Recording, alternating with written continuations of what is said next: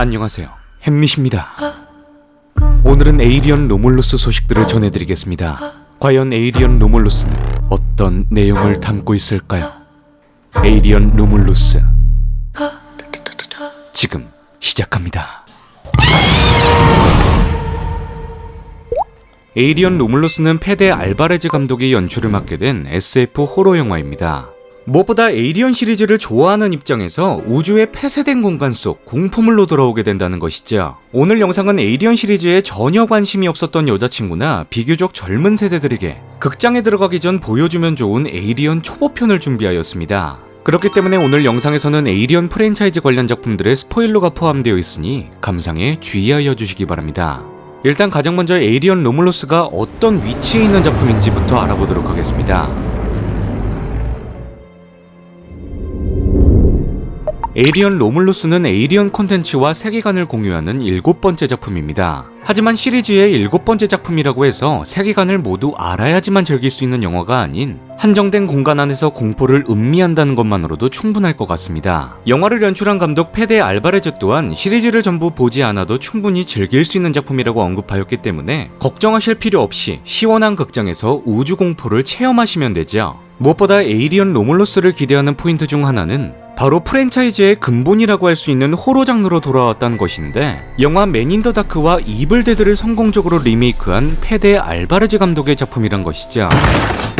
무엇보다 한정된 공간 안에서 펼쳐지는 공포 호러 장르와 잔인한 고어 연출의 재능을 보인 감독이라는 것입니다. 이러한 특성들은 에이리언이란 작품이 가진 장점을 극대화시킬 수 있는 감독이란 점인데, 여기서 중요한 점이 있다면 대부분 강인한 여성을 주인공으로 극을 진행해 나간다는 것이죠. 극한의 상황 속에서 연약한 여성이 위험에 대처해 나가는 모습을 주로 그린다는 것인데, 에이리언이란 작품 자체가 페미니즘 서사의 시조이기도 합니다. 여기서 초보자분들이 영화 시리즈를 몰라도 알고 있으면 좋은 인물이 있다면 엘렌 리플리라는 여성 주인공이죠. 엘렌 리플리는 에이리언 1편과 4편까지 그리고 수많은 소설, 게임 속에서 등장한 여성 캐릭터입니다. 그녀는 극중에서 정체불명의 외계인과 사투를 벌이면서 강인한 여전사 이미지가 강해진 인물이죠. 무엇보다 에이리언 1편에서는 원치 않은 상황 속에서의 성관계, 2편에서는 한 아이를 지키기 위한 강력한 모성애, 3편에서는 책임질 수 없는 생명을 낙태시키는 과정, 4편에서는 2명의 여성 주인공을 내세우고 있습니다. 요즘 영화 시장 속에서 정치적 올바름이라는 과도한 PC 요소가 판을 치고 있는 시점에서 에이리언이라는 작품 속엔 언제나 피부색이 짙은 흑인들과 남성보다 강력한 여성들이 매편 등장하기도 합니다. 지금 영화 시장으로 치면 저급한 표현력과 메시지를 전달하는 현재의 PC 영화들에 비해 큰 불편함 없이 수많은 세월 동안 관객들에게 큰 사랑을 받고 만족감을 준 시리즈였다는 것입니다. 그만큼 대체적으로 극한의 상황 속에 빠진 여성 주인공을 다룬 페데 알베르즈 감독이기 때문에 다양한 인종이 등장하는 에이리언 로몰로스를 기대해볼 만하다는 것이죠. 자, 다음으로 알아봐야 할 것은 영화 속에서 등장하는 극중 인물들을 공포 속으로 몰아넣게 될 에일리언이란 외계인을 단 한 번도 본 적 없는 초보자분들을 위해 굉장히 쉽고 명료하게 설명드리겠습니다. 에이리언에 등장하는 정체불명의 외계 생명체를 영화 팬들 사이에선 제노모프라 부르고 있습니다. 우리나라 말로 간단하게 외계 생명체를 뜻하며 완벽한 유기체라는 별명을 가지고 있죠. Perfect organism. 그 이름에 걸맞게 그들은 각 상황에 따라 종족 번식의 형태가 굉장히 다양하다고 할 수 있습니다. 가장 대표적인 종족 번식의 형태는 오보모프라고 불리는 알에서부터 출발합니다.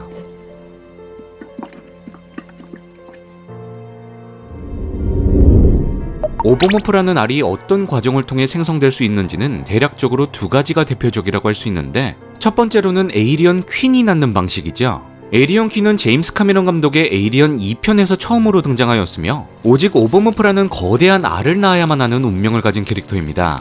하지만 알을 낳아줄 여왕이 없는 상태에서도 종족 번식을 위해 제노모프들은 새로운 방식을 찾아내게 되는데, 바로 숙주가 될 대상들을 납치해 오보모프 알로 변화시키는 방식이죠. 이것은 리들리 스콧 감독의 에이리언 1편 감독판에서 처음으로 묘사되었으며, 여왕의 존재가 없어도 충분히 새로운 방식으로 진화할 수 있는 끈질긴 생명체임을 알 수 있는 부분입니다. 자, 그렇다면 어떤 형태든 알에서 자라나고 있는 생명체가 에이리언 세계관에서 가장 중요하다고 할 수 있는데, 이 생명체가 없다면 제노모프가 탄생할 수 없다고 할 수 있습니다.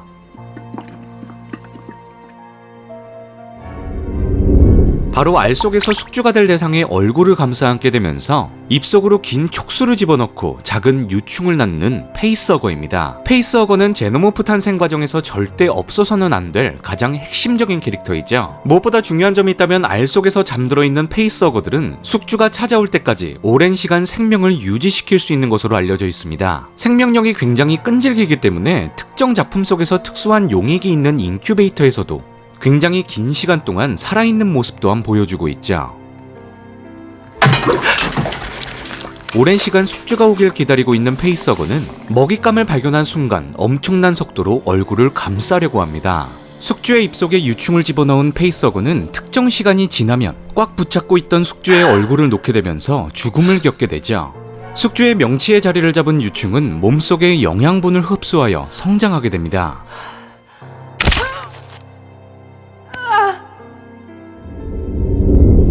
그렇게 특정 시간이 지나면 유충은 명치를 뚫고 나오게 되는데 이 생명체를 체스트 버스터라고 부르고 있습니다. 체스트 버스터는 에이리언을 다룬 작품들 속에서 가장 그로테스크한 장면을 선사하는 잔인한 캐릭터이죠. 숙주가 된 대상의 흉부를 뚫고 나오는 만큼 에이리언 로몰로스에서 핏빛이 가득한 고어적 연출을 기대해 볼 수 있을 것 같습니다. 숙주의 몸에서 나온 체스트 버스터는 엄청난 속도로 자라게 되면서 허물을 벗고 성체로 자라나게 되는데 이를 바로 제노모프라고 부르는 것이죠.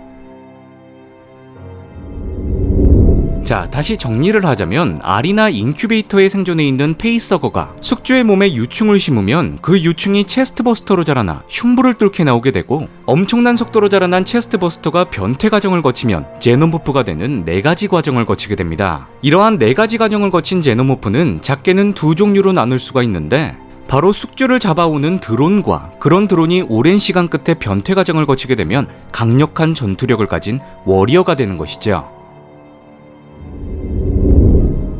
무엇보다 제노모프라는 캐릭터가 어떤 형태로 숙주를 공격하게 됐는지 또한 알아봐야만 하는데 대표적으로 입속에서 강력한 이빨이 나온다는 것입니다. 보통 숙주가 될 대상과의 전투가 벌어지는 과정에서 강력한 이빨을 드러내는데 단 한 번의 공격으로 숙주를 직사시킬 수가 있죠. 제노모프가 두려운 이유가 있다면 함부로 죽일 수가 없는 생명체라는 것입니다.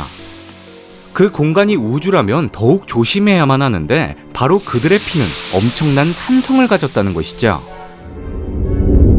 제노모프의 피부를 제외한 거의 모든 종류의 물체를 녹일 수 있는 만큼 우주선에선 함부로 제노모프를 공격해서는 안 됩니다. 유일하게 제노모프를 안전하게 죽일 수 있는 방법이 있다면 우주 공간으로 내쫓는 방법이 유일하다고 할 수 있죠. 자, 이렇게 에이리언 제노모프의 탄생 과정을 굉장히 간단하게 알아보았습니다. 사실상 에이리언에서 알아야 할 것은 이게 전부라고 생각하는데 세부적으로 들어가게 되면 인간의 기원부터 이야기를 시작해야만 하죠.